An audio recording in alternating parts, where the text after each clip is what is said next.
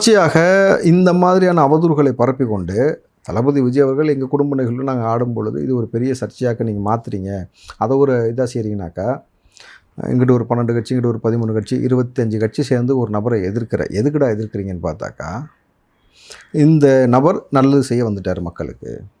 சரி, ஊழல் செய்யாத ஆட்சியை கொடுக்கறதுக்கு துப்பு இருக்கான்னு 2 கட்சியும் பார்த்து கேள்வி கேட்டால் யாரும் பேசலை.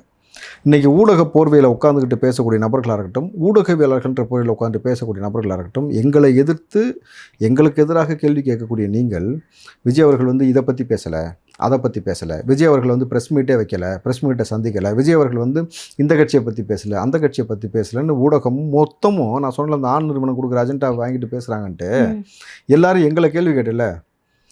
ஒரு ஊடகவியலாளர் கடத்தி கொண்டு போய் வச்சு அடிச்சிருக்கானுங்க, கொலை செய்கிற அளவுக்கு போயிருக்கிறாங்க. அவர் சேட்டலைட் மீடியாவில் வேலை செய்யக்கூடிய நபர், விஷயம் பெருசானதுக்கப்புறம் போய் காவல்துறை மீட்டுட்டு வருது. இல்லாட்டி வந்து கனிம வள திருடை குறித்து சொன்ன இஸ்லாமியர் படுகொலை செய்யப்பட்டார். லாரி ஏற்றி ஒருத்தரை கொண்டாங்க, இன்னொருத்தரை வந்து பள்ளிவாசலுக்கு வெளியில் வச்சு வெட்டி கொண்டாங்க. தொடர்ச்சியாக இந்த மாதிரி பிரச்சனை போய்கிட்டு இருக்கு. அப்போது ஒரு சக ஊடகவியலரை கடத்தி வச்சு அடிச்சிருக்காங்க கரூர்லன்னும் பொழுது ஒரு பய வாய் திறக்கல. நீ செந்தில் பாலாஜிக்கு பயப்படுறியா, இல்லை அந்த எம்எல்ஏக்கு பயப்படுறியா, இல்லை ஸ்டாலினுக்கு பயப்படுறியா?